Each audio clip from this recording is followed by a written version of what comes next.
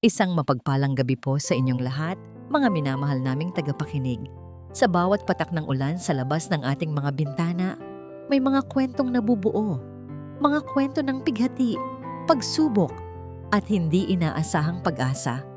Sabi nila, ang pinakamatinding sakit ay nagmumula sa taong minsan nating tinuring na buong mundo. Paano kung ang mismong pundasyon ng iyong buhay ay gumuho sa isang iglap? Dahil sa kamay ng taong pinagkatiwalaan mo ng iyong puso? At sa gitna ng wasak na mga pangarap, saan ka huhugot ng lakas para muling bumangon? Hindi lang para sa iyong sarili, kundi para sa isang munting anghel na umaasa sa iyo? Halina't samahan ninyo akong buksan ang unang kabanata ng kwentong susubok sa tatag ng isang ina. Ito ang bagong liwayway. Bumagsak ang mabigat na pinto na gawa sa nara, kasabay ng matalim na pag-click ng kandado.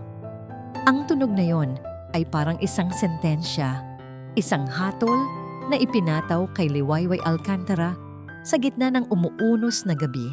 Napapikit siya ng mariin, hinahayaang hagupitin ng malamig na hangin at buhos ng ulan ng kanyang mukha, na para bang sinusubukan nitong hugasan ng pait at hindi makapaniwalang sakit na gumuguhit sa bawat sulok ng kanyang kaluluwa.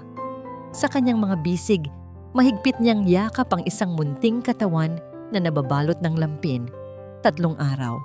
3 araw pa lang ang nakalipas mula nang isilang niya si Sinag, ang kanilang munting anghel. Ngunit ngayon, ang anghel na iyon ay nanginginig sa ginaw. Ang munting iyak nito ay halos hindi marinig sa lakas ng dagundong ng kulog at bagsak ng ulan sa sementadong daan ng Marangyang subdibisyon. Dante, parang awa mo na, halos pabulong niyang sabi sa saradong pinto. Ang boses ay basag at paos. Ang anak natin, magkakasakit siya. Walang sagot. Ang tanging sumasagot sa kanya ay ang walang katapusang pag-agos ng tubig mula sa kalangitan. Nakatayo siya roon sa labas ng malaking bakal na tarangkahan ng mansyon na minsan niyang tinawag na tahanan. Ang mga ilaw sa loob ay maningning, isang paalala ng init at karangyaan na ipinagkait na sa kanya. Ang lahat ng pinangarap niya, ang lahat ng binuo niya sa loob ng 5 taon ay naglaho na parang bula. Muling bumukas ng bahagya ang pinto. Hindi ito si Dante, isa sa mga katulong, may hawak na payong, ngunit para lamang sa sarili nito. Iniabot nito sa kanya ang isang makapal na sobre. Pinabibigay po ni Sir, sabi ng katulong, hindi makatingin ng diretso sa kanya. At sa likod ng katulong, sa siwang ng pinto, nakita niya si Dante, ang kanyang asawa, ang lalaking pinangakuan niya ng habambuhay. Nakatayo ito roon, balot sa isang mamahaling robe, ang mukha ay kasing lamig ng gabing iyon. Pera, sabi ni Dante. Ang boses ay walang anumang emosyon. Sapat na yan para makapagsimula ka sa malayo. Huwag ka nang babalik. Huwag mo na kaming guguluhin. Ang salitang kami ay parang punyal na bumaon sa puso ni Liwayway. At doon, sa may hagdanan sa likod ni Dante, nakita niya ang dahilan. Si Clara Salcedo, nakasuot ng seda, nakangisi. Ang mga mata ay puno ng tagumpay habang nakatingin sa kanya mula sa itaas. Isang reyna sa kanyang bagong kastilyo. Ibinato ni Dante ang sobre sa basang sahig. Sa paanan ni Liwayway, kumalat ang ilang piraso ng papel na 1,000. Ang pera ay nabasa, nadumihan ng putik. Isang perpektong simbolo ng pagtingin nito sa kanya ngayon. Umalis ka na, sabi ni Dante sa huling pagkakataon, bago muling isara ang pinto nang may kasamang puwersa. Sa pagkakataong ito, tuluyan nang namatay ang lahat ng pag-asa sa dibdib ni Liwayway. Wala nang natira, kundi ang nagyayelong katotohanan. Habang naglalakad siya palayo, walang tiyak na patutunguhan. Bawat hakbang ay parang pasan ang buong mundo. Ang mga alaala ay bumabalik na parang multo. Naalala niya ang isang maaraw na hapon sa mismong hardin ng bahay na yon. Nakayakap sa kanya si Dante mula sa likuran. Hinding-hindi kita iiwan, liwayway ko. Bulong nito sa kanyang tenga noon.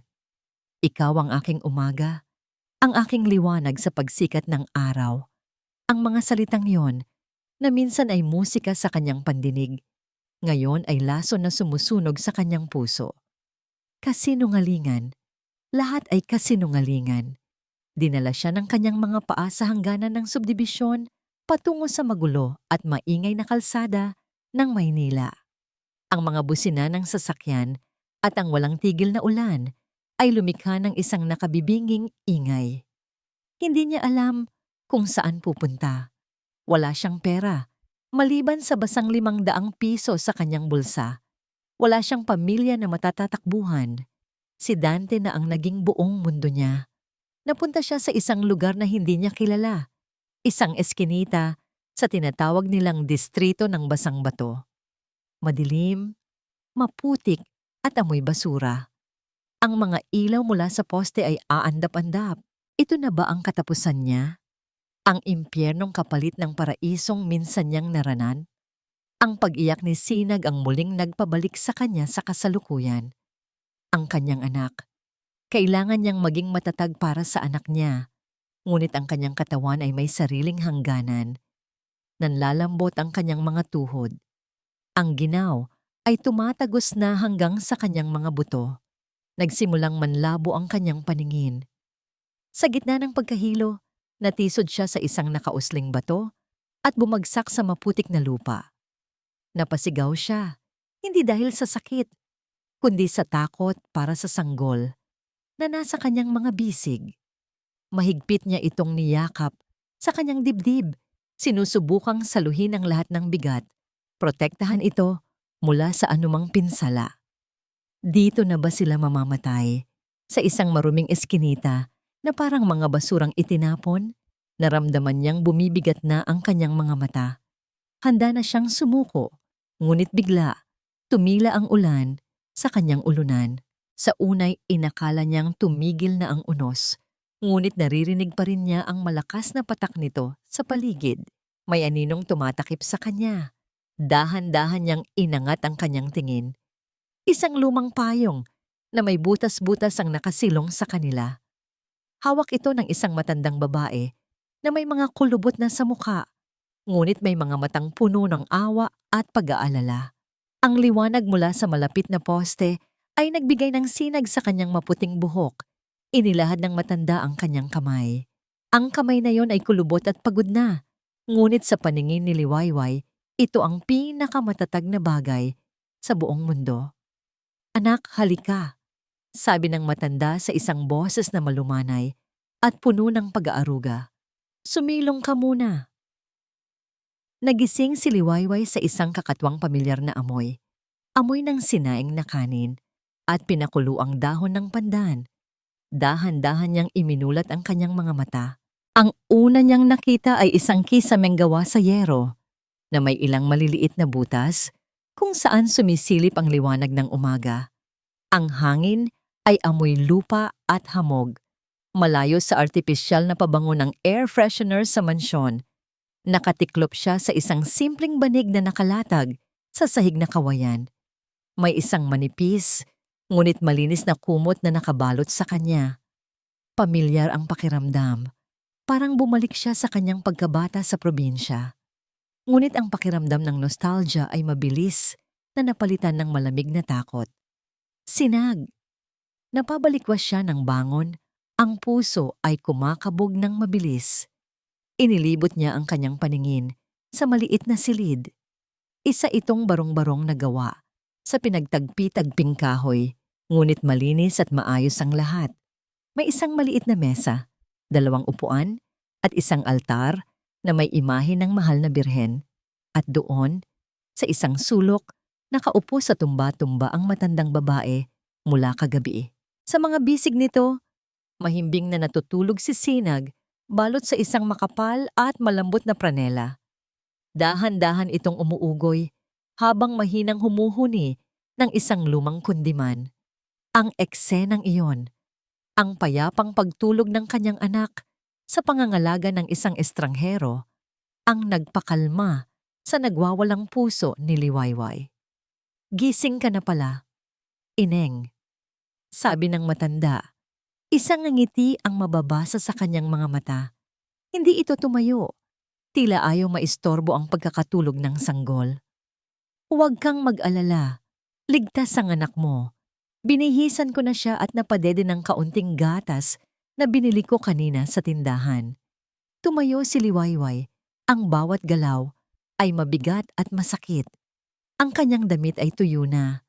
Nakita niya ang kanyang basang bestida na nakasampay sa isang sulok. Pinalitan ito ng isang simpleng duster. Sino po kayo? Tanong ni Liwayway. Ang boses ay mahina. Nasaan po ako? Ako si Luz Biminda, pero tawagin mo na lang akong Lola Luz. Sagot nito. Nasa bahay ko ka, dito sa baryo mahinahon. Huwag ka munang mag-isip ng kahit ano.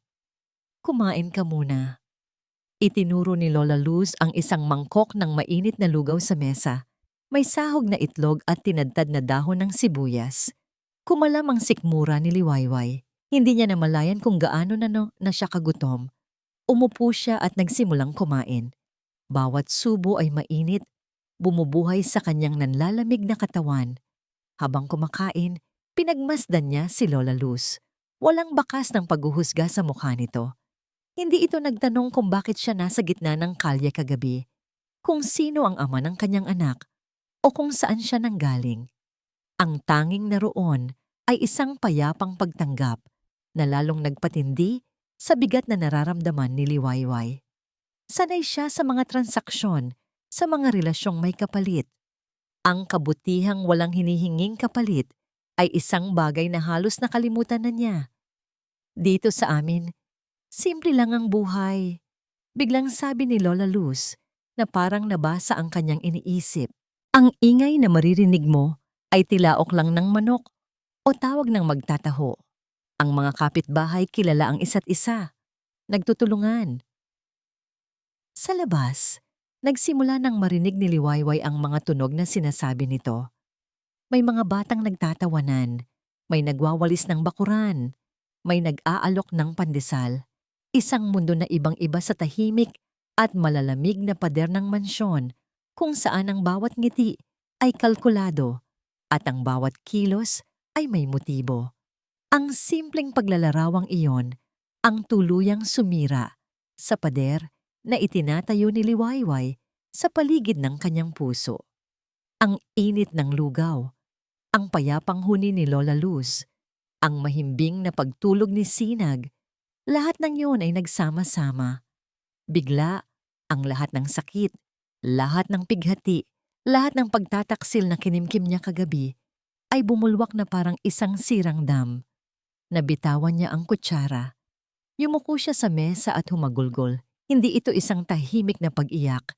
Ito ay isang malakas, masakit na pag-iyak na nagmumula sa kaibuturan ng kanyang wasak na pagkatao. Iniyak niya ang mga pangakong napako, ang pagmamahal na tinapon, ang kinabukasang ninakaw sa kanya at sa kanyang anak. Iniyak niya ang kanyang katangahan sa pagtitiwala. Hindi nagsalita si Lola Luz. Maingat niyang inilapag si Sinag sa isang duya na gawa sa kumot, lumapit kay Liwayway at marahang hinagod ang kanyang likod. Ang matatag na haplos na yon na walang salita. Ang nagsabi sa kanyang hindi siya nag-iisa. Sa kauna-unahang pagkakataon, mula nang itakwil siya ni Dante, naramdaman niyang may karamay siya. Nang humupa ang kanyang pag-iyak at ang natira na lang ay mga hikbi, iniabutan siya ni Lola Luz ng isang basong tubig. Ilabas mo lang lahat, anak. Minsan, kailangang maubos ang lahat ng luha para may mapaglagyan ang bagong pag-asa. Pinunasan ni Liwayway ang kanyang mga luha. May kung anong nabago sa loob niya. Ang bigat ay naroon pa rin, ngunit hindi na ito nakakapanakal. Tumayo si Lola Luz at lumapit sa isang lumang baul na gawa sa kahoy sa isang sulok. Dahan-dahan niya itong binuksan. Ang tunog ng bisagra ay parang pagbubukas ng isang libro ng mga lihim. Sa loob, hindi alahas o pera ang laman, kundi daan-daang piraso ng retasong tela. May iba't ibang kulay, iba't ibang disenyo. May bulaklakin, may guhitan, may simple. Mga pira-pirasong tela na parang mga basag na pangarap. Kumuha si Lola Luz ng isang dakok at ipinakita ito kay Liwayway. Ang mga tela ay kumikinang sa sinag ng araw na tumatama mula sa bintana. Sa bawat piraso ng basahang ito, may kwento. Mahinang sabi ni Lola Luz, ang mga mata ay nakatingin kay Liwayway ng may kakaibang lalim. Mga tira mula sa mga bestidang pampista, mga unipormeng lumuma, mga kumot na nagbigay ng init, mga basura sa tingin ng iba. Huminga ito ng malalim at ngumiti. Baka dito natin masimulan ang bagong kwento mo. Nakatitig si Liwayway sa mga pira-pirasong tela na nakalatag sa kanyang harapan. Mga retaso, mga tira, mga basura sa paningin ng iba. Katulad niya, isang bagay na itinapon matapos pagsawaan. Ngunit sa mga mata ni Lola Luz, ang mga ito ay may potensyal. Isang pangako ng panibagong anyo. Sa mga sumunod na araw, ang maliit na barong-barong ni Lola Luz ay naging kanilang munting paggawaan. Inilabas ng matanda ang isang lumang makinang pantahi na minana pa nito sa kanyang ina. Depadyak ito, at ang bawat tapak ni Lola Luz ay may kasamang kwento at aral. Ang pagtatahi, parang buhay din yan, Liwayway. Sabi ni Lola Luz isang umaga, habang tinuturuan si Liwayway kung paano suotan ng sinulidang karayom. Minsan, kailangan mong tahiin ang mga sugat. Minsan naman, kailangan mong pagdugtungin ang mga pira-pirasong bahagi para makabuo ng isang bagay na mas maganda at mas matibay. Sa simula, ang lahat ay pagsubok para kay Liwayway. Ang kanyang mga kamay, na sanay lamang sa pag-aalaga ng sarili at sa paghawak ng mga mamahaling gamit, ay naninibago sa bigat ng gunting at sa talim ng karayom. Paulit-ulit siyang natutusok. Ang kanyang mga daliri ay nagkaroon ng maliliit na marka ng dugo. Ang mga tahi niya ay balubaluktot. Ang mga korte ay hindi pantay. May mga pagkakataong gusto na niyang sumuko, itapon ang lahat at magmukmok na lang sa isang sulok. Ngunit sa tuwing mararamdaman niya ang panghihina ng loob, titingnan niya lang si Sinag na mahimbing na natutulog sa duyan. Ang bawat paghinga ng kanyang anak ay isang paalala kung bakit niya kailangang magpatuloy. Ang bawat ngiti nito sa kanyang paggising ay ang pinakamalakas na puwersa na nagtutulak sa kanya na huwag bumitaw. Para kay Sinag, gagawin niya ang lahat. At nagsimula ang isang panibagong yugto sa buhay ni Liwayway. Ang mga araw niya ay napuno ng ritmo ng makinang depadyak.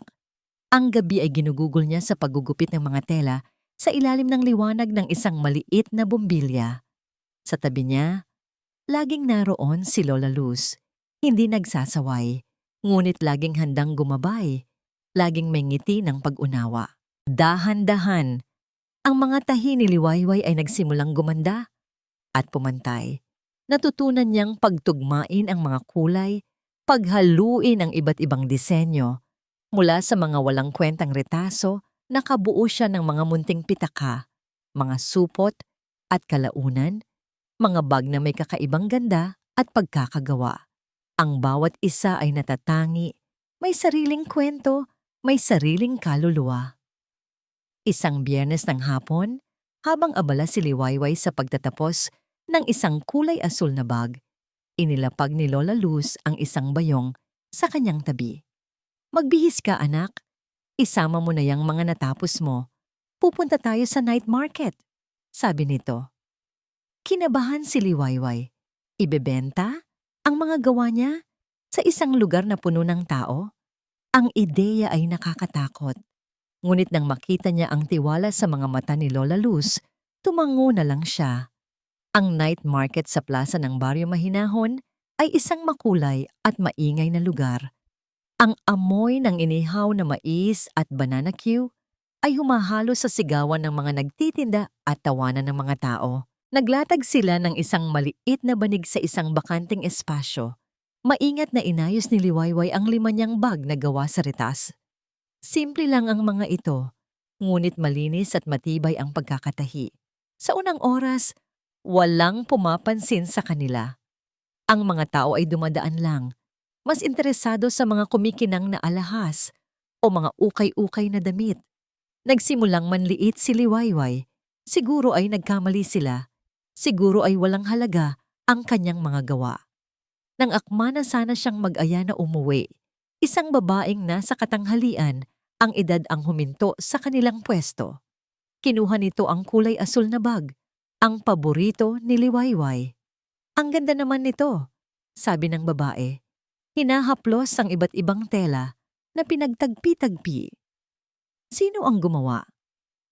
Ako po, nauutal na sagot ni Liwayway. Talaga? Ang galing mo naman. Magkano to?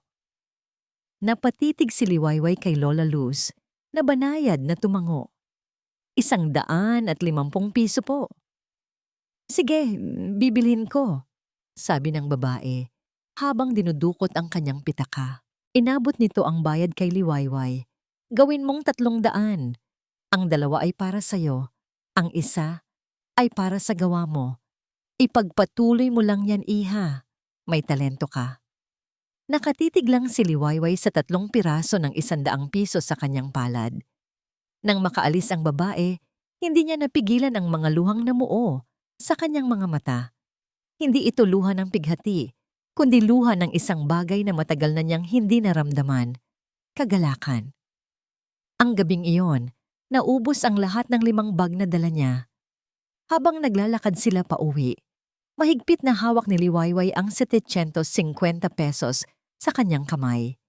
Hindi ito malaking halaga kumpara sa libo-libong ginagastos niya noon sa isang araw. Ngunit ang perang ito ay iba. Mas mabigat, mas makabuluhan. Ito ay perang pinagpaguran niya, pinagpuyatan, at pinagmulan ng kanyang sariling lakas. Ito ang simbolo ng kanyang kalayaan. Nasa gilid na sila ng palengke, abala sa pagliligpit ng kanilang banig. Nang biglang may isang bagay na pumukaw sa atensyon ni Liwayway. Isang itim at makintab na sasakyan, isang luxury sedan, ang mabagal na nagdaraan sa kalsada.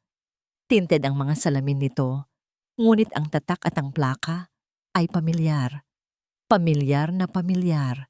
Biglang nanlamig ang buo niyang katawan. Ang puso niya, na kanina lang ay puno ng saya, ay biglang kumabog na parang tambol sa digmaan. Ang hangin ay tila nawala sa kanyang mga baga. Ang sasakyan ay bumagal palalo, na para bang may hinahanap ang sakay nito sa kumpulan ng mga tao. Si Dante. Iyon ba si Dante? Hinahanap ba siya nito?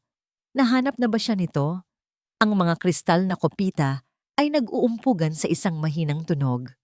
Ang halimuyak ng mamahaling pabango ay nakikipaglaro sa hangin kasama ng mga pekeng halakhak at mga papuring pang-showbiz.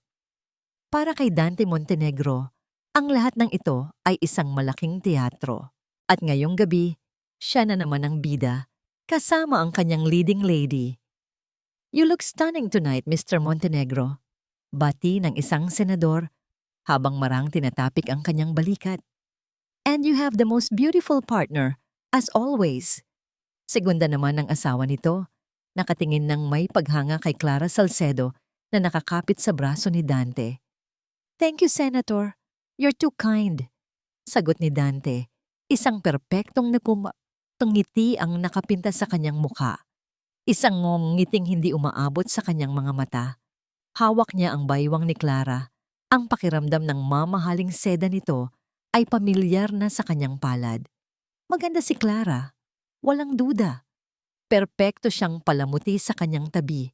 Isang simbolo ng yaman, kapangyarihan, at ng mas mataas na antas ng lipunan na matagal na niyang inaasam. Ngunit sa ilalim ng lahat ng iyon, ang puso ni Dante ay blanko. Isang malawak at malamig na kawalan.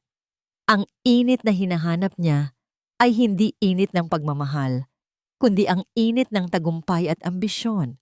Humiwalay siya sandali at nagtungo sa isang tahimik na sulok ng Grand Ballroom, palihim na tinitingnan ng kanyang ama, si Don Ricardo Montenegro, na nakikipag-usap sa ama ni Clara.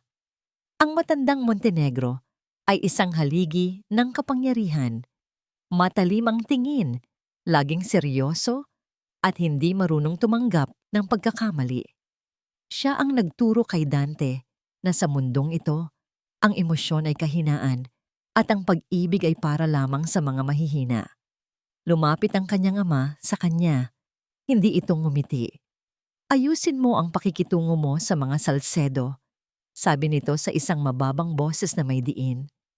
Malaki ang maitutulong nila sa bagong proyekto natin. Huwag mong hahayaang ang personal na kaligayahan mo ang sumira sa mga plano ng pamilya. Walang tanong kung masaya ba siya. Laging negosyo. Laging tungkol sa kapangyarihan. Yes, Papa! Tanging naisagot ni Dante.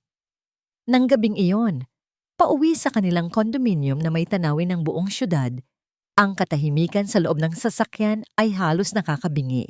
Habang si Clara ay abala sa pag-aayos ng kanyang makeup, kinuha ni Dante ang isang brown envelope mula sa kanyang briefcase. Iniwan ito ng kanyang pribadong imbestigador kaninang hapon. Binuksan niya ito. Sa loob ay mga litrato. Ang unang litrato ay kuha mula sa malayo. Isang babae, payat at mukhang pagod, na nag-aayos ng mga paninda sa isang latag sa isang siksikang night market. Si Liwayway, ang puso ni Dante ay hindi nakaramdam ng awa. Sa halip, isang mainit na inis ang gumapang sa kanyang dibdib. Akala niya, pagkatapos ng ilang linggo, ay uuwi itong umiiyak sa probinsya, talunan at wasak. Ngunit heto ito, nabubuhay, nagpapatuloy. May isa pang litrato, isang close-up ng mga produktong binebenta nito. Mga bag na gawa sa retaso. Simple, ngunit may kakaibang ayos. May isang maliit na karatula sa tabi nito. Sinagdiwa Handcrafts. Sinagdiwa. Tila isang sampal sa kanya ang pangalan. Sinag. Ang pangalan ng bata. Diwa. Ang kaluluwa. Isang maliit na negosyo ng basahan. Isang maliit na simbolo ng pagsuway. Isang paalala na hindi pa tapos ang lahat. What's that, darling? Tanong ni Clara. Sumisilip mula sa kanyang salamin. Ipinakita ni Dante ang mga litrato. Inaasahan niyang tatawa si Clara. Lalaitin ang kaawa-awang kalagayan ni Liwayway. Ngunit iba ang reaksyon nito. Sumimangot ito. Ang magandang mukha ay nagkaroon ng bakas ng pagkasuklam. Oh God, she's still here in the city? Sabi nito. Ang boses ay puno ng pagkairita. And what's this? Sinagdiwa? How pathetic. Dante, this is a problem. It's nothing. A desperate woman trying to survive. Sabi ni Dante. Kahit na sa loob-loob niya, nababagabag siya. Nothing? Inagaw ni Clara ang mga litrato. Dante, that woman has your child. Isang Montenegro. At hinahayaan niyang mabuhay sa ganyang klaseng lugar? Paano kung malaman ito ng press? Paano kung may makakilala sa kanya? It's an embarrassment waiting to happen. Isipin mo na lang ang sasabihin ng papa mo. Ang pagbanggit sa kanyang ama, ang siyang tumatak. Tama si Clara. Ito ay isang dumi na kailangang linisin. Isang gusot na kailangang ayusin. Hindi dahil sa pagmamahal sa bata, kundi para protektahan ang pangalan, ang imahe, at ang kinabukasang itinatayo niya. Ang bata ay isang Montenegro. Hindi ito dapat lumaki sa isang palengke, kasama ng isang ina na ang tanging alam gawin ay manahi ng basura. Tinitigan ni Dante ang huling litrato. Isang malabong kuha ni Liwayway habang nakangiti sa isang customer. May kakaibang tibay sa ngiting iyon. Isang tibay na kinamumuhian niya. Gusto niyang makita itong talunan. Gusto niyang makita itong lumuhod. Pagdating nila sa kanilang unit, habang si Clara ay nasa banyo na, Kinuha ni Dante ang kanyang telepono. Nag-dial siya ng isang pamilyar na numero, ang numero ng kanyang abogado. Arturo, sabi niya nang may sumagot sa kabilang linya. Ang boses niya ay malamig at walang anumang emosyon. May ipapagawa ako sa iyo. Tungkol ito sa anak ko. May ilang sandaling katahimikan sa kabilang linya. Gawin mo ang lahat, utos ni Dante. Ang mga mata ay nakatingin sa kumikinang na syudad sa labas ng bintana.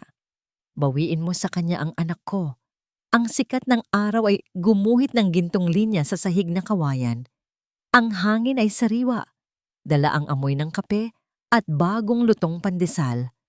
Sa loob ng halos 2 buwan, ito na ang naging umaga ni Liwayway, payapa, simple, at may katiyakan. Ang Sinagdiwa Handcrafts na nagsimula sa 5 bag sa isang banig ay isa ng maliit na pagawaan. Hindi na lamang siya ang nananahi. Nakumbinsi niya si Aling Nene, isang biyudang may 3 anak, at si Marisa, isang batang ina na iniwan din ng asawa na sumama sa kanya. Binigyan sila ni kapitan ng baryo ng pahintulot na gamitin ang isang bakanteng silid sa barangay hall bilang kanilang pansamantalang pwesto. Ang tunog ng 3 makinang pantahi ay naging musika ng pag-asa sa baryo mahinahon. Liwayway, may naghahanap sa'yo sa labas, sabi ni Marisa habang abala sa paggupit ng tela. Kumunot ang noo ni Liwayway. Sino naman kaya? Iniwan niya ang kanyang tinatahi at lumabas ng silid. Nakita niya ang isang lalaking nakasombrero at uniforme ng kartero. May hawak itong isang brown envelope na may selyo ng korte. Kayo po ba si Gingen Liwayway Alcantara? Tanong ng kartero. Ang paggamit sa kanyang buong pangalan ay nagdulot ng kaba sa kanyang dibdib. Oo po, ako nga po. Iniabot ng lalaki ang sulat at isang ballpen. Pakipirmahan na lang po dito na natanggap niyo. Nanginginig ang mga kamay ni Liwayway habang pinipirmahan ng papel. Nang makaalis ang kartero, tinitigan niya ang sobre. Ang mga salitang nakasulat sa itaas, Regional Trial Court, ay parang mga nagbabagang uling na sumusunog sa kanyang balat. May masamang kutob na gumapang sa kanyang sikmura. Dahan-dahan niyang pinunit ang sobre. Ang legal na lengguwahe ay komplikado, ngunit ang diwa ng mga salita ay malinaw na parang kidlat sa madilim na kalangitan. Petition for custody. Petitioner, Dante Montenegro. Respondent, Liwayway Alcantara. Nabitawan niya ang mga papel. Kumalat ang mga ito sa sementadong sahig na parang mga tuyong dahon. Ang hangin ay tila ninakaw mula sa kanyang mga baga. Ang payapang umaga ay biglang naging isang bangungot. Bumalik siya. Bumalik si Dante. Ngunit hindi para sa kanya. Bumalik siya para kunin ang nag-iisang bagay na nagbibigay ng kahulugan sa kanyang buhay. Liwayway? Ayos ka lang? Tanong ni Aling Nene, na nakasunod na pala sa kanya. Nakita nito ang mga nakakalat na papel at agad na pinulot. Habang binabasa ni Aling Nene ang dokumento, ang mukha nito ay napuno ng pagkabigla at galit. Walang hiya, bulalas nito. Matapos kang itapon na parang basura, ngayon ay babalik siya para kunin ang bata. Anong klase siyang ama? Nagsimulang magtipon ng iba pang mga taga-baryo. Ang balita ay mabilis na kumalat. Si Lola Luz, na naghahatid ng merienda para sa kanila, ay agad na lumapit. Anong nangyayari dito? Tanong niya. Ang boses ay puno ng pag-aalala. Ipinakita ni Aling Nene ang sulat. Kitang-kita ni Liwayway kung paano nagbago ang anyo ni Lola Luz. Ang mga mata nito ay nanlaki. Ang kulay sa kanyang mukha ay biglang nawala. Nagmistula itong isang estatwang nabasag. Ngunit ang reaksyon na yon ay mabilis na nawala. Napalitan ng isang maskara ng kalmado. Kinuha ni Lola Luz ang mga papel. Huminahon kayo, sabi niya sa lahat. Ngunit ang tingin ay nakatuon kay Liwayway. Pero hindi na kaya ni Liwayway huminahon. Ang takot ay parang isang halimaw na unti-unting lumalamon sa kanyang pagkatao. Alam niya kung gaano kapangyarihan si Dante. Alam niya kung gaano karaming pera ang kayang gastusin nito para makuha ang gusto niya. Ano ang laban niya? Isang hamak na mananahi ng basahan? Kukunin niya si Sinag, sabi ni Liwayway. Ang boses ay nanginginig at puno ng kawalan ng pag-asa. Wala akong laban sa kanya, Lola. May pera siya, may mga abogado. Anong meron ako? Bumagsak siya sa isang upuan. Ang muka ay nakasubsob sa kanyang mga palad. Ang tibay na inipon niya sa loob ng 2 buwan ay gumuhuho sa isang iglap. Pakiramdam niya ay bumalik siya sa gabing iyon. Mag-isa, basa at walang kalaban-laban. Ngunit sa pagkakataong ito, hindi siya nag-iisa. Naramdaman niya ang isang kamay sa kanyang balikat. Si Marisa. Pagkatapos ay isa pa. Si Aling Nene. Hindi ka nag-iisa, Liwayway, sabi ni Marisa. Ang boses ay matatag. Hindi namin hahayaan yan. Kung pera lang ang labanan, baka talo na tayo, dagdag ni Aling Nene. Pero kung puso at katwiran, hindi tayo papatalo. Lalaban tayo. Isa-isang lumapit ang iba pang mga ina sa kanilang komunidad. Ang iba ay nag-alok ng salita ng suporta. Ang iba ay tahimik lang na tumayo sa kanyang tabi. Ang kanilang presensya ay sapat na. Mag-ambagan tayo, sabi ng asawa ng kapitan. Kahit tig-iisang daan lang, para may panimula ka sa pagkuha ng abogado. Ang maliit na paggawaan ng sinagdiwa ay biglang naging isang silid ng pagkakaisa. Ang takot sa mga mata ni Liwayway ay dahan-dahang napalitan ng pagkamangha. Ang mga babaeng ito, na may kanya-kanya ring pinagdadaanan, ay handang tumayo at lumaban para sa kanya. Ang kanilang pinagsama-samang lakas ang naging kalasag niya. Tumingala si Liwayway, pinunasan ang kanyang mga luha. Nakita niya ang determinasyon sa mukha ng bawat isa. Ang kanyang laban ay naging laban na nilang lahat. Tiningnan niya si Lola Luz, na hanggang ngayon ay tahimik pa ring hawak ang mga papeles. Lola? Tumingin si Lola Luz sa kanya. Pagkatapos ay sa pangalang nakasulat sa dokumento. Dante Montenegro. Ang mga labi ng matanda ay bahagyang gumalaw na parang may binubulong na isang matagal nang kinalimutang panalangin. Ang kanyang mga kamay, na laging matatag sa paghawak ng sinulid, ay bahagyang nanginig at halos mabitawan ang mga papel. Lola, ayos lang po ba kayo? Nag-aalalang tanong ni Liwayway. Para pong nakakita kayo ng multo. Umiling si Lola Luz. Pilit nang ngumiti. Ngunit ang nangiting iyon ay hindi umabot sa kanyang mga mata. Wala anak. Pamilyar lang ang pangalan. Maraming Montenegro sa Maynila. Sabi nito, mabilis na iniwas ang tingin. Ang mahalaga ngayon ay maging matatag ka. Nandito kami. Ngunit sa likod ng mga salitang iyon, may isang bagyong namumuo sa mga mata ng matanda. Isang bagyo ng nakaraan na matagal na nitong ibinaon at ngayoy nagbabantang muling manalasa. Humihinga ng malalim ang gabi sa baryo mahinahon. Ang tanging maririnig ay ang huni ng mga kuliglig at ang paminsan-minsang kahol ng aso sa malayo. Sa loob ng munting barong-barong, mahimbing nang natutulog si Liwayway. Yakap-yakap ang kanyang munting sinag ng pag-asa. Ang pagod at takot sa buong maghapon ay pansamantalang nagpahinga.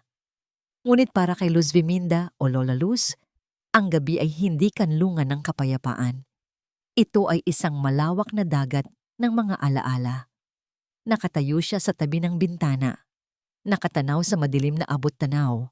Ang kanyang mga kamay, na buong araw ay abala sa paggabay at pagtatahi, ay magkasalikop ngayon sa kanyang dibdib na para bang sinusubukang pigilan ang isang pusong nagbabantang bumigay.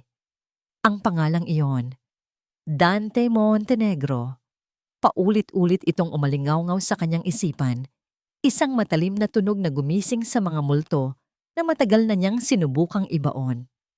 Lumapit siya sa duyan kung saan mahimbing na natutulog si Sinag.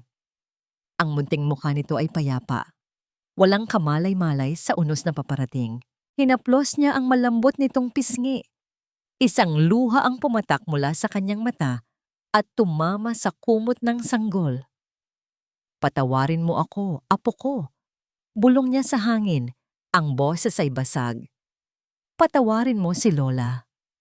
Dahil sa ngalan ng pagprotekta sa sarili, baka siya pa ang naglagay sa munting anghel na ito sa kapahamakan.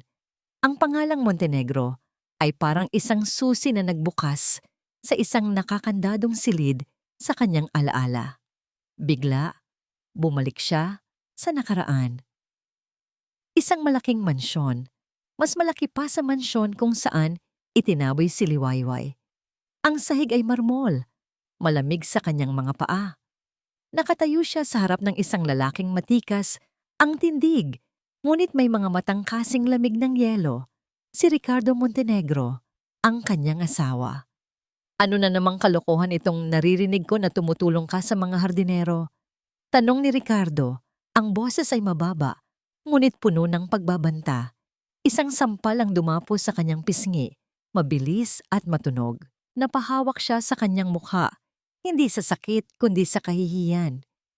"Isa ka ng Montenegro, Luz Viminda," sabi ni Ricardo. Hinawakan siya ng mahigpit sa braso. "Kumilos ka na parang isa. Pag-aari kita. Naiintindihan mo?" Ang mga salitang yon ay hindi pakiusap. Iyon ay isang kautusan. Napapikit si Lola Luz. Pilit iwinawak ang alaala ng takot. Ngunit ang isang alaala ay nagluwal ng isa pa. Isang alaalang mas masakit, mas malalim ang sugat. Isang madilim na silid. Ang tanging liwanag ay mula sa buwan-hawan na sumisilip sa bintana. Nakaluhod siya sa tabi ng isang maliit na kama, kung saan natutulog ang isang batang lalaki na may kulot na buhok. Mga 4 na taong gulang ito. Hinaplos niya ang buhok ng bata. Sinasaulo ang bawat hibla, bawat kurba ng kanyang mga pilik mata. May dala siyang isang maliit na bag na naglalaman ng kaunting damit at lahat ng pera na naipon niya ng palihim. Sa labas ng bintana, naghihintay ang dilim at ang isang daigdig na hindi niya kilala. Ang puso niya ay nagdurugo sa pag-iwan sa kaisa-isa niyang anak. Ngunit alam niyang ito ang tanging paraan. Kung mananatili siya, baka isang araw ay hindi na siya magising. Ang kalupitan ni Ricardo ay lumalala. At ang pagmamahal nito sa kapangyarihan ay mas matindi pa kaysa sa pagmamahal sa sarili nitong pamilya. Hindi niya hahayaang lumaki ang kanyang anak na nakikita ang isang inang durog at walang dignidad. Hinalikan niya ang noo ng bata sa huling pagkakataon. Isang halik na may basbas ng pagmamahal at pangakong babalikan. "Patawarin mo si Mama, anak ko." Bulong niya. Ang mga luha ay malayang dumadaloy sa kanyang pisngi. "Kailangan kong umalis para mabuhay. Para balang araw, maging karapat dapat akong ina sa'yo. Babalikan kita. Pangako." At sa gitna ng katahimikan ng gabi, dahan-dahan siyang tumalikod. Bawat hakbang palayo ay parang 1,000 karayom na tumutusok sa kanyang puso. Iniwan niya ang karangyaan. Iniwan niya ang apelyidong Montenegro. At iniwan niya ang kanyang anak. Ang alaala ay biglang pinutol ng isang butiki na tumunog sa kisame. Napakurap si Lola Luz at muli siyang bumalik sa kasalukuyan, sa maliit na barong-barong, sa amoy ng pandan, sa tahimik na paghinga ni Sinag. Ang sakit ng nakaraan ay kasing sariwa pa rin ng sugat ng ngayon lang natamo. Lumuhod siya at marahang hinila ang isang bagay mula sa ilalim ng kanyang papag. Isang maliit at lumanang baul na gawa sa kahoy, ang tanging bagay na dinala niya mula sa dati niyang buhay. Ang kandado nito ay kalawangin na. Dahan-dahan niya itong binuksan. Hindi ito puno. Sa loob ay may iilang piraso lamang ng kanyang nakaraan. Mga liham na isinulat niya para sa anak. Mga liham na puno ng pangungulila at pag-aalala. Mga liham na hindi kailanman na ipadala dahil sa takot na matunton siya ni Ricardo. At sa ilalim ng mga sulat, naroon ang pinakainiingatan niya. Isang kupas na larawan. Nanginginig ang mga kamay ni Lola Luz habang inaangat ito. Ito ang nag-iisang litrato na mayroon siya ng kanyang anak. Sa larawan, siya ay mas bata pa. Isang babaeng may ngiti sa labi, ngunit may lungkot sa mga mata. Yakap ang isang batang lalaking mataba, ang mga pisngi at may mga matang bilugan at puno ng kuryosidad. Ang mga matang iyon na minana niya kay Ricardo. Ang mga matang iyon na nakita niya sa mga legal na papel kanina. Mas matanda, mas malamig, mas may kalkulasyon, ngunit parehong-pareho. Ang batang lalaki sa larawan na minahal niya nang higit pa sa kanyang buhay ay ang siya ring lalaki na ngayon ay nagdudulot ng matinding sakit sa isa pang inosenteng ina. Ang kanyang anak ang halimaw sa kwento ni Liwayway. Ang katotohanan ito ay isang mabigat na tanikalang pumulupot sa kanyang puso. Ang pagtulong niya kay Liwayway ay hindi na lamang isang simpleng pagkakawanggawa. Ito ay naging isang uri ng pagbabayad puri. Isang paraan para itama ang kasalanan ng sarili niyang dugo. Hinaplos niya ang munting mukha sa larawan. Ang kanyang mga balikat ay nagsimulang manginig, hindi na napigilan ang bigat ng damdaming matagal na niyang kinikimkim. Ang pagsisisi, ang pangungulila, at ang takot ay nagsama-sama sa isang mahinang tunog na kumawala sa kanyang mga labi. Isang bulong na puno ng pagmamahal at pait. Dante, anak ko.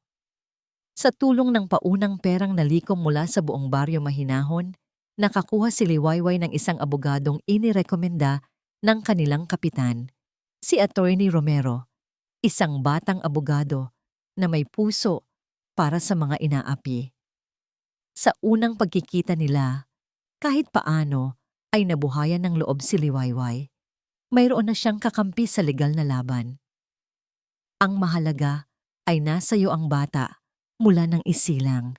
Ipakita lang natin sa korte na ikaw ay isang mabuti at responsableng ina, sabi ni Attorney Romero, na nagbigay ng kaunting sinag ng pag-asa. Ngunit ang pag-asa ay madaling patayin ng kadiliman. At si Dante Montenegro ay bihasa sa paggamit ng dilim. Nagsimula ito isang Lunes ng umaga. Ang paggawaan ay masaya at abala gaya ng dati. Ang tunog ng mga makinang pantahi ay sinasabayan ng kwentuhan at tawanan ni Liwayway, Aling Nene at Marisa. Bigla, 3 malalaking lalaki ang pumasok sa kanilang pwesto. Ang mga ito ay may itsurang siga. Ang mga braso ay may mga tattoo at ang mga tingin ay mapanuri. Magandang umaga. Bati ng isa na tila leader, isang mapanuyang nangiti ang gumuhit sa labi nito. Dito ba ginagawa yung mga bag na gawa sa basahan? Ang salitang basahan ay sinabi ng may diin at pangmamaliit. Tumayo si Aling Nene, handang pumatol. Retaso ang tawag dyan, hindi basahan. At anong kailangan nyo? Wala naman, sabi ng lalaki. Hinawakan ng isa sa mga natapos na bag at pinaglaruan ito. Tinitingnan lang kung gaano katibay. Baka naman madaling masira. Mahirap na. Baka may magreklamo. Hindi sila nanakit. Ngunit ang kanilang presensya ay sapat na para maghasik ng takot. Umupo sila sa isang bangko sa labas, naninigarilyo, at pinagmamasdan ang bawat kilos nila. Ang bawat customer na dumaraan ay tinititigan nila mula ulo hanggang paa. Dahilan para mailang ang mga ito at magdalawang isip na pumasok. Buong araw silang naroon, isang tahimik ngunit epektibong banta. Kinabukasan, ang banta ay nagbago ng anyo. Nagsimulang kumalat ang mga tsismis sa palengke. Narinig mo na ba? Yung Liwayway daw, irresponsableng ina. Kaya raw iniwan ng asawa. May kung anong problema daw sa pag-iisip. Ang mga tela raw na ginagamit niyan, galing sa basurahan. Baka may sakit pa yan. Ang mga salita ay parang lason na mabilis kumalat. Ang mga ngiti na dati sumasalubong kay Liwayway ay napalitan ng mga mapanghusgang tingin at bulungan. Nagsimula ang mga tawag. Ang may-ari ng isang maliit na souvenir shop na regular na kumukuha ng kanilang produkto ay tumawag. "Pasensya na, Liwayway," sabi nito sa kabilang linya. "Ang boses ay hindi komportable. Ititigil ko na muna ang pagkuha ng mga bag. Marami kasi akong naririnig. Ayokong madamay ang negosyo ko. Sunod-sunod ang mga kanselasyon. Ang kanilang munting kita na sapat para sa araw-araw na pangangailangan ay biglang natuyo. Ang pag-asa na kanilang itinatayo ay unti-unting winawasak, hindi ng isang malakas na bagyo, kundi ng isang maruming pagbaha ng kasinungalingan. Walang hiya talaga ang Dante na yon, gigil na sabi ni Marie sa isang hapon, habang nakatingin sila sa halos wala ng laman na estante. Hindi siya makalaban ng patas. Si Liwayway ay nakatayo sa gitna ng kanilang paggawaan. Nakatingin sa mga makinang ngayon ay tahimik. Ang bigat sa kanyang dibdib ay hindi na lamang para sa sarili niya at kay Sinag. Pasan na rin niya ang kinabukasan ni na Aling Nene at Marisa. Ngunit ang pinakamatinding dagok ay dumating kinahapunan sa anyo ng isang tawag mula kay Attorney Romero. "Liwayway, may masama akong balita," sabi ng abogado. Ang boses ay seryoso. "Nalaman ko kung bakit kayo pinapaalis sa pwesto ninyo sa barangay hall." "Bakit po, attorney?" "Ang buong lote kung saan nakatayo ang barangay hall at ang katabing health center ay naibenta na. Isang pribadong kumpanya ang bumili." "Ano pong kumpanya?" tanong ni Liwayway kinakabahan. May ilang sandaling katahimikan bago sumagot si Attorney Romero. Ang pangalan ng kumpanya ay Montenegro Properties Incorporated. Para siyang binuhusan ng nagyayelong tubig. Montenegro. Ang lahat ng ito ay konektado. Ang mga siga, ang mga chismis, at ngayon, ang mismong lupang tinatayuan nila. Lahat ay gawa ni Dante. Isang sistematikong pagwasak sa lahat ng kanyang pinaghirapan. "May 1 linggo na lang kayo para lisanin ang lugar," dagdag ng abogado. "Wala tayong magagawa. Legal ang pagkabili nila." Pagkatapos ng tawag, nanatiling nakatayo si Liwayway, hawak ang telepono. Tiningnan niya ang paligid, ang mga rolyo ng sinulid, ang mga nakatambak na retaso, ang mga pader na naging saksi sa kanilang mga pangarap. Ang lahat ng ito ay mawawala. Paano? Paano sila lalaban sa isang halimaw na kayang bilhin ang lahat, pati na ang lupa sa ilalim ng kanilang mga paa? Biglang nagring muli ang kanyang telepono, isang hindi rehistradong numero. Nag-aalangan man, sinagot niya ito. "Hello?" Ang boses sa kabilang linya ay nagpatigil sa pagtibok ng kanyang puso. Isang boses na minsan niyang minahal at ngayon ay kinamumuhian niya ng buong kaluluwa. "Mukhang nahihirapan ka na yata, Liwayway," sabi ni Dante. Ang boses ay kalmado, mayabang, at puno ng kontrol. Hindi nakapagsalita si Liwayway. Ang galit at takot ay nag-uunahan sa kanyang lalamunan. "Nakikita mo na ba?" Pagpapatuloy ni Dante. "Hindi mo ako kaya, kahit kailan. Pero mabait ako. May alok ako sa'yo." Huminga si Dante ng malalim, na parang isang haring magbibigay ng kanyang utos. "Sumuko ka na, Liwayway. Ibigay mo sa akin ang bata, at ititigil ko ang lahat ng ito." "Hindi," mariing sagot ni Liwayway sa kabilang linya. Sinusubukang gawing matatag ang kanyang boses kahit pa ang buo niyang katawan ay nanginginig. "Hinding-hindi ko ibibigay sa iyo ang anak ko."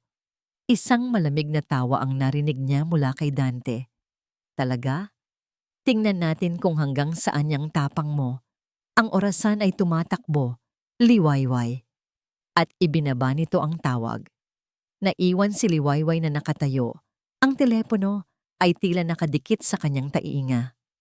Ang katahimikan na sumunod ay mas nakabibingi kaysa sa mga banta ni Dante. Ang alok nito ay hindi isang alok. Iyon ay isang ultimatum, isang pagpili sa pagitan ng pagkawala ng kanyang kabuhayan at pagkawala ng kanyang anak. Ngunit para kay Liwayway, walang pagpipilian. Sisinag ang kanyang buhay. Ang mga sumunod na araw ay parang isang mabagal na pagpanaw. Nag-umpisa na silang mag-impake ng mga gamit sa paggawaan. Ang bawat rolyo ng sinulid na inilalagay nila sa kahon, bawat makinang tinatakpan ng tela ay parang isang pako na ibinabaon sa kabaong ng kanilang mga pangarap. Sina Aling Nene at Marisa ay tahimik lang, ngunit kitang-kita sa kanilang mga mata ang pag-aalala para sa kanilang kinabukasan. At ang bigat ng lahat ng iyon ay pasan-pasan ni Liwayway. Ang gabi, bago ang kanilang nakatakdang pag-alis sa pwesto, at 2 araw bago ang unang pagdinig sa korte, ay ang pinakamabigat sa lahat. Ang hangin ay maalinsangan, na parang ang langit mismo ay nagpipigil ng hininga. Nakaupo si Liwayway sa sahig ng barong-barong, habang si Lola Luz ay nag-aayos ng kanilang hapunan. Ang katahimikan sa pagitan nilang dalawa ay hindi na komportable. Sa mga nakalipas na araw, napansin ni Liwayway ang pagbabago kay Lola Luz.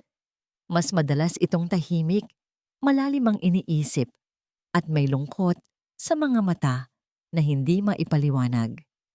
Pakiramdam ni Liwayway, maging ang huling sandalan niya ay unti-unti na ring bumibitaw. Lola! Panimula ni Liwayway, hindi na makatiis. May problema po ba? Pakiramdam ko po ay iniiwasan niyo ako.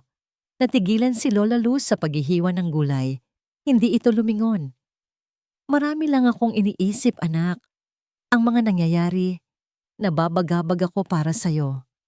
Para sa akin lang po ba talaga? Tanong ni Liwayway, may bahid ng hinanakit sa kanyang boses. O may iba pa pong dahilan? Mula nang dumating ang sulat na yon, nag-iba na kayo.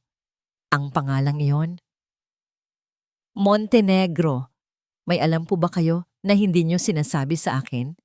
Dahan-dahang humarap si Lola Luz. Ang kanyang mukha ay pagod. Ang mga guhit ng kalungkutan ay mas malalim kaysa dati. Liwayway, kung mayroon man akong magagawa para matigil ang lahat ng ito, ginawa ko na.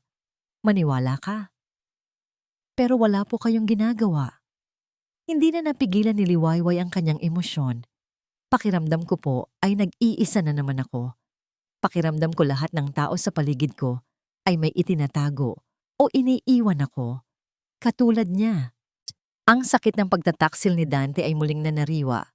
At ang takot na baka mangyari ulit iyon sa piling ni Lola Luz ay hindi niya makayanan. Hindi sumagot si Lola Luz. Lumapit lang ito sa kanya at niyakap siya ng mahigpit. Hindi ka nag-iisa. Bulong nito, ang boses ay nanginginig. Huwag mong iisipin yan. Magtiwala ka lang sa akin, anak. Kahit ngayon lang. Sa yakap na yon, bumigay na naman si Liwayway. Umiyak siya na parang isang batang nawawala. Pagod na siya. Pagod na siyang lumaban. Nang gabing iyon, hindi siya halos makatulog. Yakap niya si Sinag na mahimbing na humihinga sa kanyang dibdib. Pinagmamasdan niya ang perpektong mukha ng kanyang anak sa dilim. Hinalikan niya ang malambot nitong buhok at ipinikit ang kanyang mga mata. Takot na baka ito na ang isa sa mga huling gabi na magkasama sila. Hindi ka niya kukunin sa akin, anak, bulong niya. Hindi ako papayag. Sa gitna ng kanyang pag-iyak, dumating ang isang tawag mula kay Atty. Romero. Ang balita nito ay ang huling patak na umapaw sa kanyang baso ng pagtitiis. Liwayway, pasensya na, sabi ng abogado. Ang boses ay mabigat. Kinausap ako ng abogado ng mga Montenegro. Nag-alok sila ng settlement pero naglabas din sila ng mga ebidensya. Mga peking medical records na nagsasabing meron kang postpartum depression at mental instability. Mga bayad na testigo na magsasabing napapabayaan mo ang bata. Marumi silang maglaro. Sa totoo lang napakaliit ng tsansa nating manalo. Ang bawat salita ay isang suntok sa kanyang sikmura. Kahit ang batas ay kaya nilang bilhin, kahit ang katotohanan ay kaya nilang baluktutin. nawalan na siya ng pag-asa. Sa kabilang bahagi ng bahay, hindi rin natutulog si Lola Luz. Narinig niya ang pag-uusap sa telepono. Narinig niya ang bawat hikbi ni Liwayway. Bawat tunog ay parang isang martilyong pumupukpok sa kanyang konsensya. Tumayo siya. Ang kanyang mga kilos ay mabagal ngunit tiyak. Mayroon siyang desisyong binuo. Isang desisyon na matagal na niyang tinatakasan. Kinuha niya ang luma niyang baul mula sa ilalim ng papag. Binuksan niya ito at kinuha ang mga liham at ang kupas na larawan. Inilagay niya ang mga ito sa loob ng isang bag na gawa sa retaso, isa sa mga unang ginawa ni Liwayway. Pumunta siya sa silid kung saan natutulog si Liwayway at si Sinag. Sa liwanag ng buwan, tinitigan niya ang mag-ina. Ang eksenang ito ng kapayapaan ay isang bagay na ipaglalaban niya. Kahit anong kapalit. Kumuha siya ng isang maliit na piraso ng papel at isang lapis. Nanginginig ang kanyang kamay habang nagsusulat. Para sa inyo ni Sinag. Magtiwala ka. Iniwan niya ang sulat sa ibabaw ng mesa, sa tabi ng baso ng tubig. Hinalikan niya ang hangin, isang paalam para sa 2 taong itinuring na niyang tunay na pamilya. At sa gitna ng malalim na gabi, tahimik siyang lumabas ng pinto. Dala ang bigat ng kanyang nakaraan at ang isang desperadong plano para sa kanilang kinabukasan. Nang magising si Liwayway dahil sa iyak ni Sinag bandang hating gabi, ang una niyang naramdaman ay ang kakaibang katahimikan. Bumangon siya. Walang Lola Luz. Tinawag niya ang pangalan nito, ngunit walang sumagot. At doon, sa ibabaw ng mesa, nakita niya ang maliit na piraso ng papel. Ang maikling mensahe ay nag-iwan sa kanya ng higit pang mga tanong at isang lumalagong takot. Nasaan si Lola Luz? At ano ang ibig sabihin ng kanyang paalam? Ang courtroom ay malamig at tahimik, isang uri ng katahimikan na nagpapabigat sa paghinga. Ang bawat bulong ay umuugong, ang bawat pag-ubo ay isang malakas na ingay. Para kay Liwayway, ang silid na yon ay parang isang hawla. Nakaupo siya sa tabi ni Attorney Romero. Ang kanyang mga kamay ay magkadaop ng mahigpit sa kanyang kandungan upang pigilan ang panginginig. Si Sinag ay pansamantala niyang ipinagkatiwala kay Aling Nene sa labas. Mas mabuti nang hindi nito masaksihan ang labanang ito. Sa kabilang panig, nakaupo si Dante Montenegro, kalmado at kampante. Nakasuot ng isang mamahaling suit na tila ba isa lamang itong business meeting para sa kanya. Sa tabi niya ay si Clara Salcedo na nakasuot ng puti, isang imahe ng busilak na pagkukunwari. Ang kanilang abogado, isang kilalang corporate lawyer, ay naglatag ng mga dokumento sa kanilang mesa na may tiwala sa sarili. Ang pagdinig ay nagsimula at gaya ng inaasahan, ito ay isang walang awang pag-atake. Your Honor, panimulang ang abogado ni Dante, ang aming kliyente, si Jipa Montenegro, ay narito ngayon dahil sa isang simpleng dahilan, ang kanyang matinding pag-aalala para sa kapakanan ng kanyang nag-iisang anak. Sunod-sunod nitong inilatag ang kanilang mga ebidensya. Ang mga pekeng medical records na nagsasabing si Liwayway ay emotionally unstable.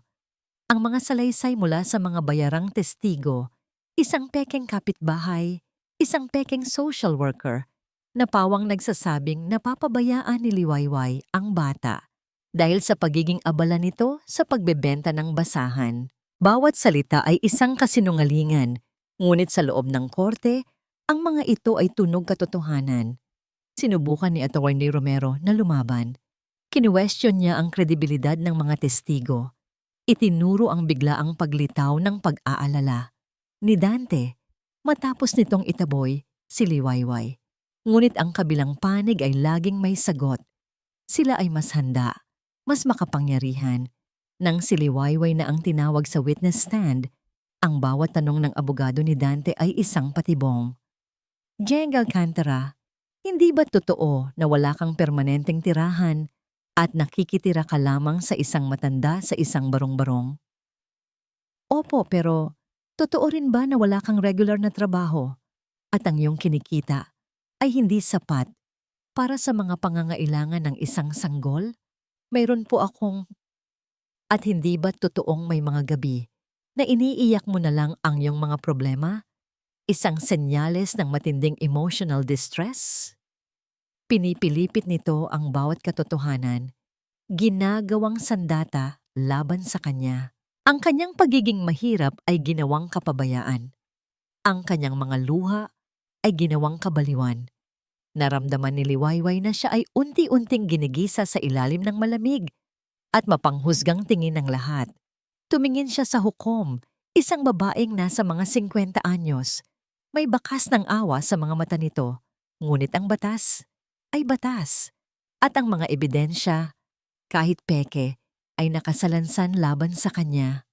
Sa lahat ng ebidensyang naipresenta, pagtatapos ng abogado ni Dante, malinaw, Your Honor, na ang pinakaligtas at pinakamabuting tahanan para sa batang si Sinag ay nasa pangangalaga ng kanyang ama, si G. Dante Montenegro.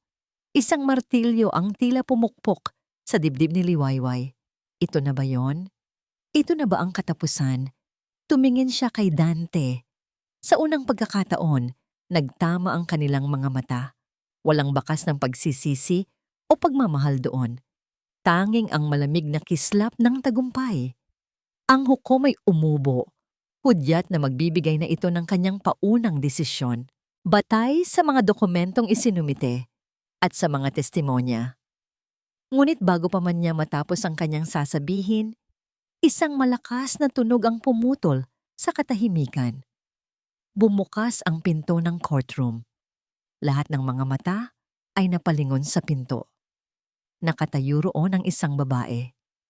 Matanda na. Ang buhok ay puti na at nakapusod. Ang damit ay simple ngunit malinis. Ang kanyang mukha ay puno ng pagod at puyat. Ngunit ang kanyang mga mata ay nagniningas sa isang determinasyon na hindi pa nakikita ni Liwayway dati. Si Lola Luz. Pasensya na po sa abala, sabi ni Lola Luz. Ang kanyang boses ay nanginginig, ngunit malinaw. Naglakad siya papasok, dala ang isang bayong na gawa sa retaso. Sino ka? Hindi ka maaring basta-basta pumasok dito, sigaw ng abogado ni Dante. Mayroon po akong mahalagang impormasyon tungkol sa kasong ito, Your Honor, sabi ni Lola Luz, diretsong nakatingin sa hukom. Nagulat si Dante. Ang kanyang mukha, na kanina lang ay kampante, ay biglang nagkaroon ng bakas ng pagkalito at inis. Sino ang matandang ito na bigla na lang sumulpot? Tumingin din si Liwayway, naguguluhan. Anong ginagawa ni Lola Luz dito? At ano ang kaugnayan mo sa kasong ito, Ginang? Tanong ng hukom, na tila na intriga sa biglaang pagbabago ng takbo ng pagdinig. Huminga ng malalim si Lola Luz. Itinuon niya ang kanyang buong atensyon kay Dante na ngayon ay nakatayo na rin. Ang mga mata ay nanlilisik sa galit dahil sa interruption. Ang tingin na ibinigay ni Lola Luz ay hindi tingin ng isang estranghero. Ito ay isang tingin na puno ng sakit, puno ng pagsisisi, at puno ng isang bagay na mas malalim pa. Naglakad siya palapit sa gitna. Bawat hakbang ay mabigat. Bawat hakbang ay isang pagharap sa multo ng kanyang nakaraan. Tumigil siya sa harap ng lahat. Ang buong silid ay naghihintay sa kanyang sasabihin.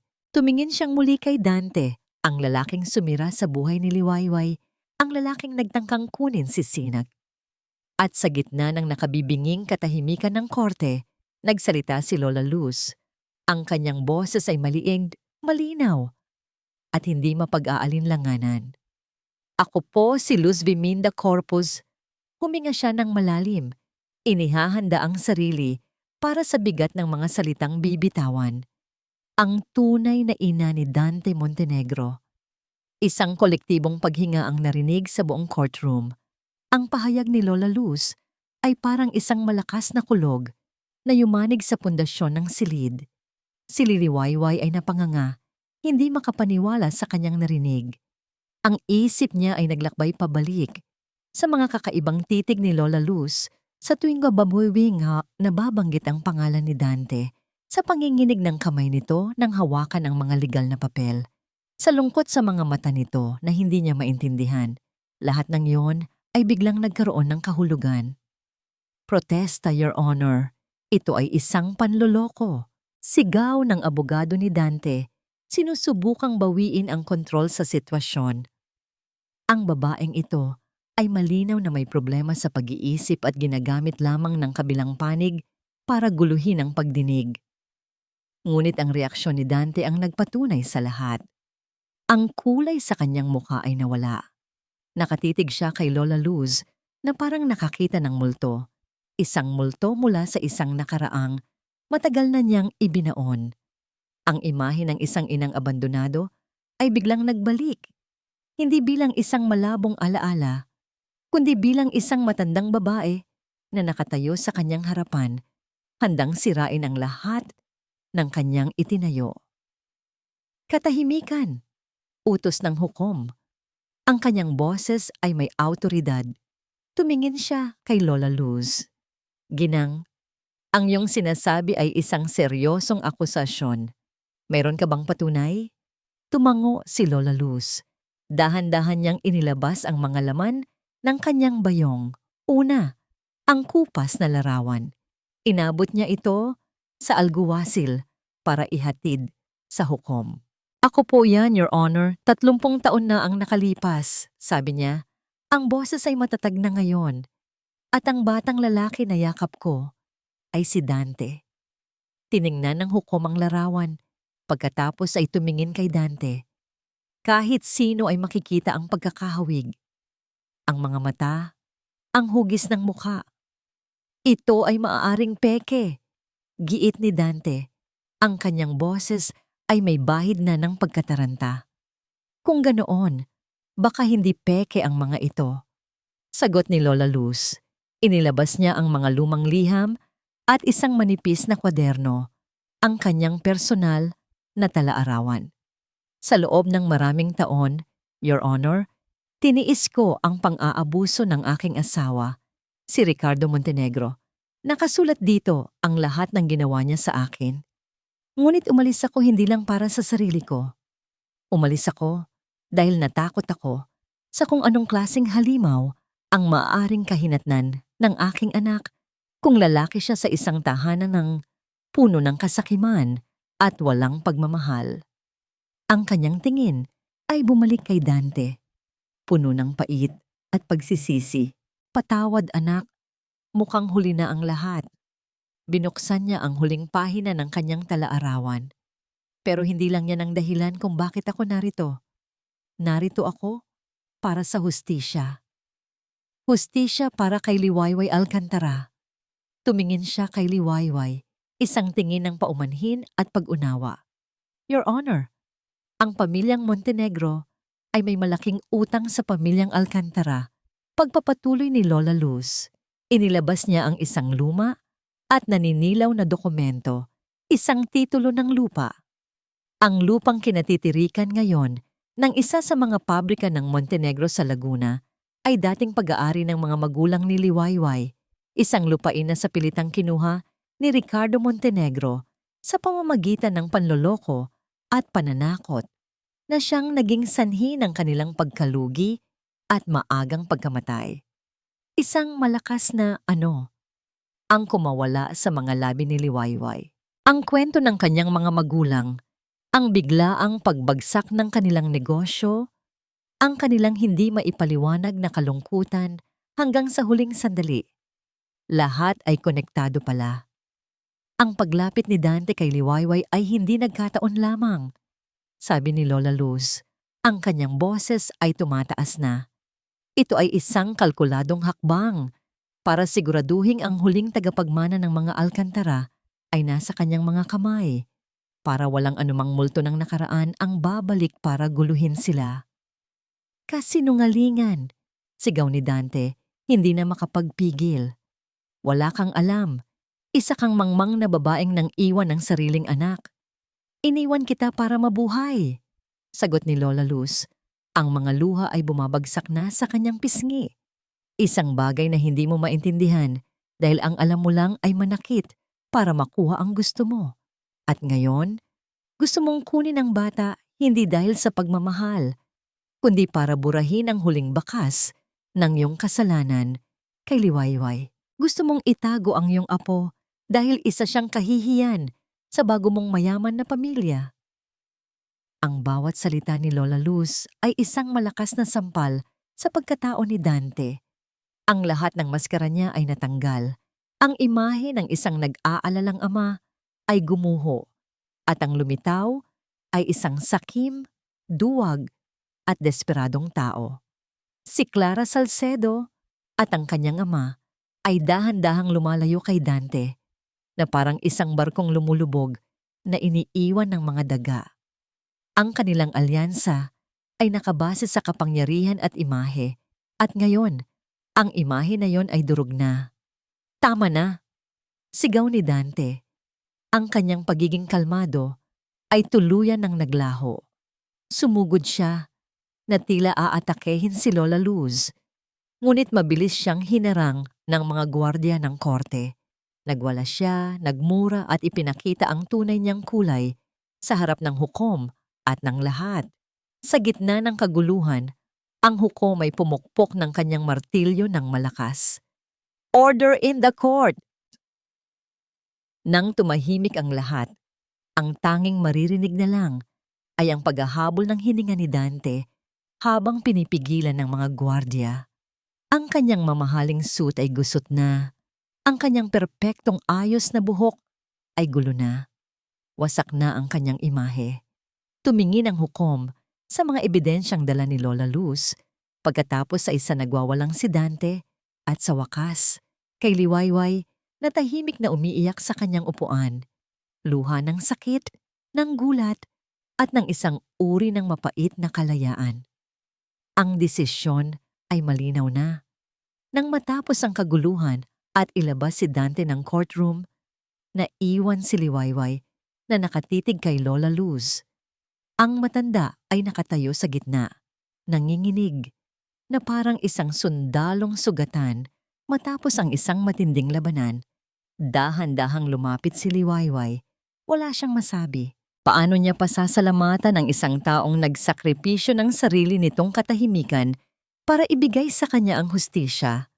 Paano niya kakausapin ang ina ng lalaking sumira sa kanyang buhay? Sa gitna ng kanyang pagkalito, isang bagay lang ang malinaw. Hinawakan niya ang magaspang at nanginginig na kamay ni Lola Luz. At sa simpleng paghawak na yon, isang bagong ugnayan ang nagsimulang mabuo. Isang ugnayang tinahi hindi ng dugo, kundi ng pinagsamahang sakit at pinagsamahang pagbangon. Ang balita tungkol sa eskandalo ng mga Montenegro ay kumalat na parang apoy sa tuyong damuhan. Ang pagbagsak ng kanilang pangalan ay mabilis at walang awa. Isang kabalintunaan dahil ganito rin kabilis at kawalang awa ang ginawa nilang paninira sa iba. Ang kasal ni Dante at Clara ay kinansela. Ang mga kasosyo sa negosyo ay nagsimulang mag-atrasan. Ang hustisya sa sarili nitong paraan ay naniningil. Ngunit para kay Liwayway, ang mga balitang iyon ay isa na lamang malayong ingay. Ang tunay na laban ay tapos na. Ang tunay na paghilom ay nagsisimula pa lamang. Ilang araw matapos ang pagdinig, ang katahimikan sa pagitan ni Liwayway at Lola Luz ay mabigat pa rin. Ngunit hindi na ito katahimikan ng pag-aalinlangan. Ito ay katahimikan ng paghahanap ng mga tamang salita. Natagpuan sila ng sandaling iyon sa dati nilang paggawaan sa barangay hall. Pansamantala silang pinayagang manatili habang inaayos pa ang legal na gusot sa pagmamay-ari ng lupa. Nakaupo sila sa gitna ng mga nakakahong tela at tahimik na makina. Ang lugar ay saksi sa kanilang pinagdaanan. Hindi ko alam kung paano magpapasalamat.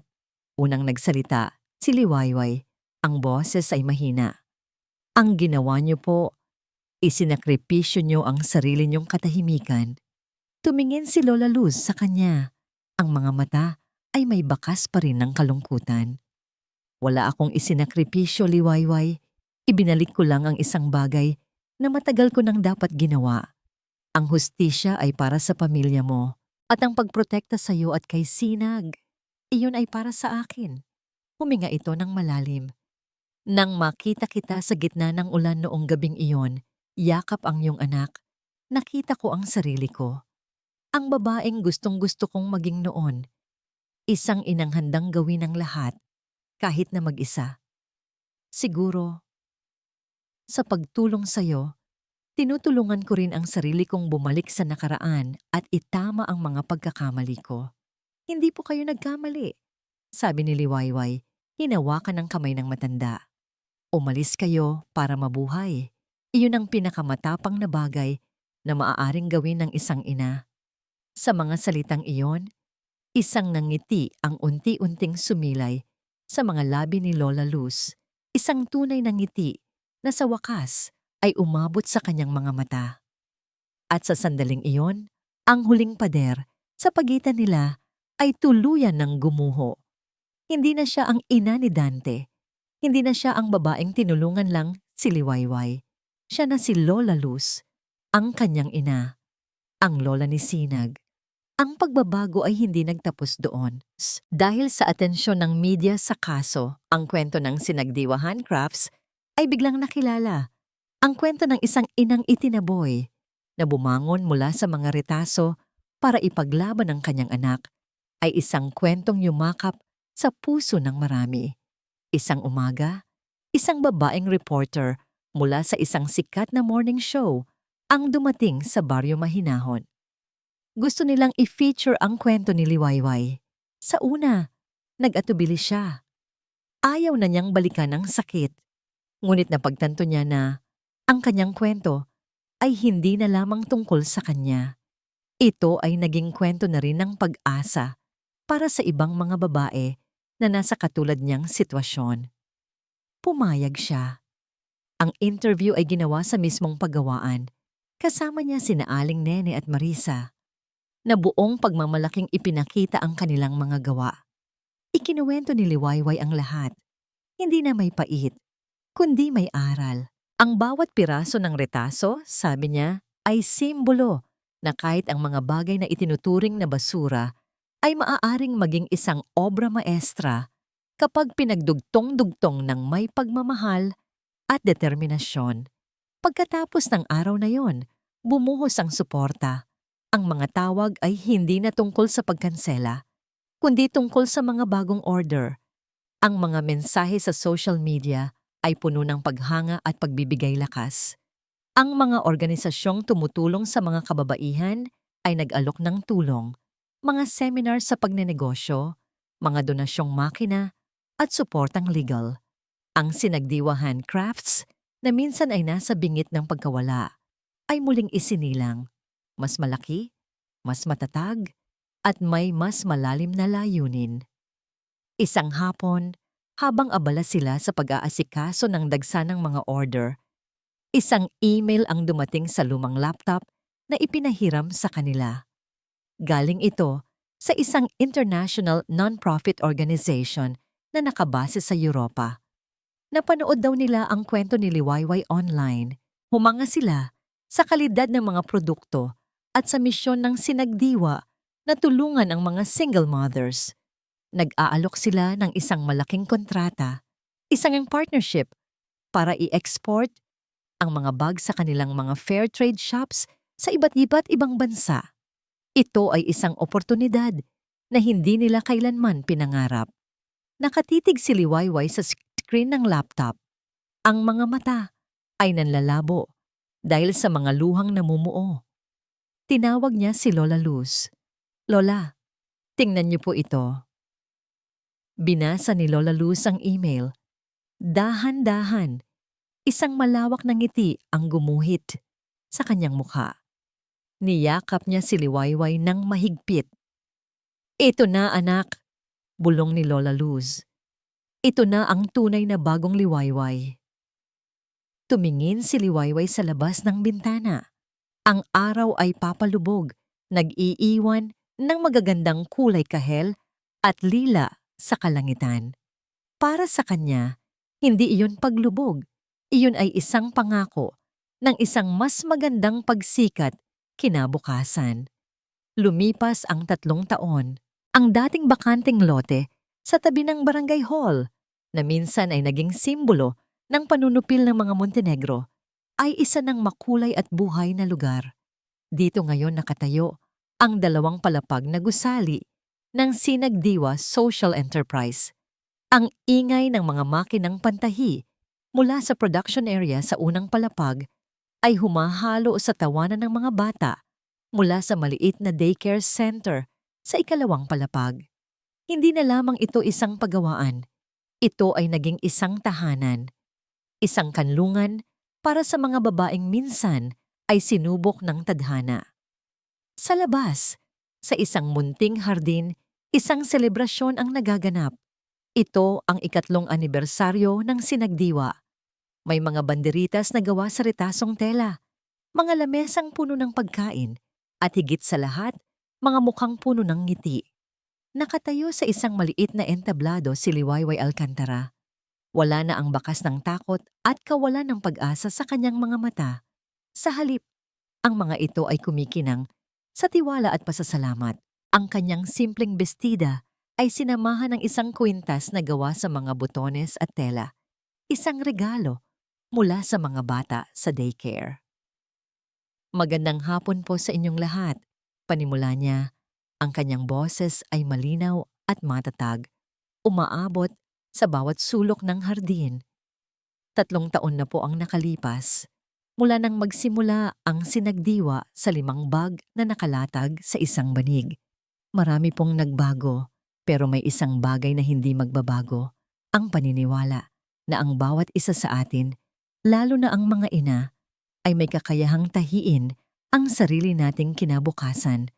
Gaano man karaming pira-pirasong pagsubok ang ibato sa atin ng buhay. Ang kanyang tingin ay lumibot sa mga kababaihang naroon, kay Aling Nene, na ngayon ay head ng production, kay Marisa na nag-aaral na ng bookkeeping sa gabi, at sa marami pang bagong muka na nakahanap ng pag-asa sa loob ng Sinagdiwa. Ang tahanang ito, pagpapatuloy niya, ay hindi itinayo ng semento at yero. Itinayo po ito ng ating mga kwento, ng ating mga luha, at ng ating pinagsama-samang lakas. Salamat po sa inyong lahat. Pumalakpak ang lahat. Habang bumababa siya ng entablado, isang maliit na batang babae na may suot na kulay dilaw na bestida ang tumakbo para salubungin siya. May hawak itong isang bulaklak ng gumamela. "Mama, for you." "Salamat anak ko," sabi ni Liwayway habang kinakarga niya ang halos 4 na taong gulang na si Sinag. Ang kanyang munting sinag ng pag-asa noon ay isa ng maliwanag na araw. Hinagkan niya ito sa pisngi at sa isang iglap. Ang lahat ng sakit ng nakaraan ay naglaho, napalitan ng purong pagmamahal. Lumapit sa kanila si Lola Luz, may daladalang 2 baso ng juice. Ang kanyang buhok ay puti na lahat, ngunit ang kanyang mamedang ngiti ay mas madalas na ngayon. Siya ang tumatayong punong guro ng daycare at ang hindi opisyal na lola ng lahat ng bata roon. "Ang galing ng mama mo, no?" sabi ni Lola Luz kay Sinag. Sabay kindat. "Opo, Lola. She's the best." Sagot ng bata na ikinatawa nilang dalawa. Tumingin si Liwayway kay Lola Luz. Ang kanilang ugnayan ay mas malalim pa sa ina at anak. Sila ay mga kaluluwang pinagtagpo ng unos at magkasamang natutong sumayaw sa ilalim ng bahaghari. Sa isang sulok ng hardin, nakita ni Liwayway si Attorney Romero na masayang nakikipagkwentuhan sa pamilya nito. Ang batang abogado ay isa ng ngayong iginagalang na human rights lawyer at permanenteng legal consultant ng kanilang kooperatiba. Ang lahat ay nasa tamang lugar. Ang lahat ay buo. Habang papalubog ang araw, nagtipon silang lahat sa gitna para sa isang group picture. Si Liwayway ay nasa gitna, karga si Sinag. Sa isang tabi niya ay si Lola Luz. Sa kabila naman ay sina Aling Nene at Marisa. At sa kanilang likuran ay ang buong pamilya ng Sinagdiwa. Habang naghahanda ang photographer, tumingin si Liwayway sa kalangitan. Naalala niya ang gabing iyon, ang madilim, malamig, at walang katapusang gabi ng mga basag na pangarap. Sino ang mag-aakala na ang gabing iyon ang magiging simula ng isang napakagandang umaga? Ang pagtataksil na minsan ay sumira sa kanya ang siya palang naging pundasyon ng kanyang katatagan. Ang mga pira-pirasong retaso na minsan ay simbolo ng kanyang durog na buhay, ang siya palang materyales na bumuo sa kanyang obra maestra. Okay, ready na. 1, 2, 3. Say sinagdiwa, sigaw ng photographer. Sinagdiwa! Sabay-sabay nilang sigaw, isang salitang puno ng saya at tagumpay. Sa pag-click ng kamera, isang perpektong sandali ang nahuli. Isang larawan ng isang pamilyang hindi binuo ng dugo, kundi tinahi ng sinulid ng pag-asa, pagkakaisa, at walang hanggang pag-ibig. At dito po nagtatapos ang kwento ni Liwayway Alcantara sa Ang Bagong Liwayway. Isang kwentong nagpatunay na sa bawat pagbagsak, may pagkakataong bumangon, na ang pinakamatinding pagtataksil ay maaaring maging simula ng pinakamatatag na pagkatao. At higit sa lahat, ipinakita nito na ang tunay na tahanan ay hindi palaging isang lugar, kundi ang mga puso ng taong nagmamahal at naniniwala sa atin, na handang tulungan tayong tahiin muli ang ating mga pangarap. Maraming salamat po sa inyong walang sawang pagsubaybay sa ating kwento. Naway may aral kayong napulot at inspirasyong baon sa inyong mga puso. Kung mayroon po kayong komento o nais ibahagi tungkol sa kwento ni Liwayway, huwag po kayong mag-atubiling i-type sa comment section sa ibaba. Anong uri naman ng kwento ang gusto ninyong marinig sa susunod? Gusto naming malaman ang inyong mga saloobin. Hindi dito nagtatapos ang ating paglalakbay. Marami pa pong kwentong kasing ganda at mas puno ng aral dito sa aming channel. Kung nagustuhan nyo ang kwentong ito, i-like, i-share sa pamilya at mga kaibigan, at mag-subscribe na rin para lagi kayong updated sa mga susunod pa naming kwento. I-click nyo ang notification bell para kayo ang unang makarinig kapag may bago kaming upload. Pagpalain po kayo ng Panginoon, kayo at ang inyong buong pamilya. Hanggang sa muli. Kilig, bawat sandali,